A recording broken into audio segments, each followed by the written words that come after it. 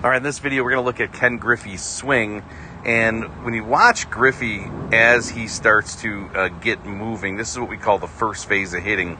We're seeing a weight shift into the back leg, and then you see his forward movement with his bottom half, but you also see a backwards movement with his top half. So we're taking a look at his load, and now we're going to specifically focus on his upper half. And you're going to notice is as he starts to make his forward move, take a good look at what his left elbow is doing in that forward move, and you'll notice that his left elbow is going back towards the first base dugout as he starts to make that forward move.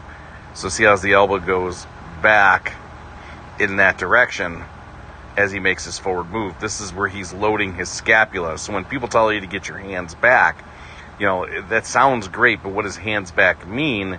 And hands back really means is loading the scapula, taking that left elbow back and pinching it behind your back. See how the movement is as he goes forward? You're starting to see the elbow load back. And then as he starts to land, you're also going to notice he gets pretty good stretch in his front arm. So here he is all the way down right there. He's in an athletic position, which is we see so many times. Probably it's close to 90% of first-time students when we first evaluate them.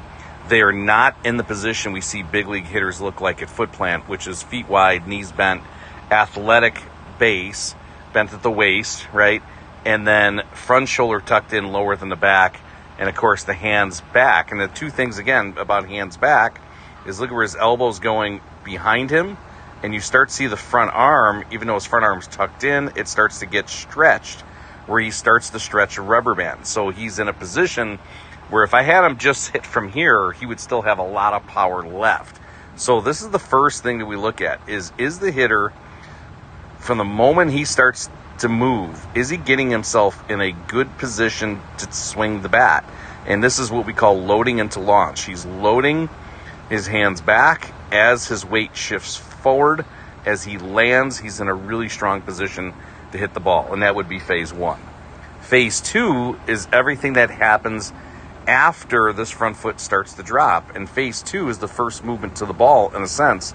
So now Griffey moves into phase two in the first movement to the ball, and you'll notice the hips move first, and as the hips are turning, the hands, we draw a line behind the shoulder and the hip, the hands are still back. And so this right arm is stretched across his body. His wrists are cocked, which sends the bat back towards his head. You're going to find when hitters start to turn their hips that the bat is angled back towards their head. It's almost like a magnet effect.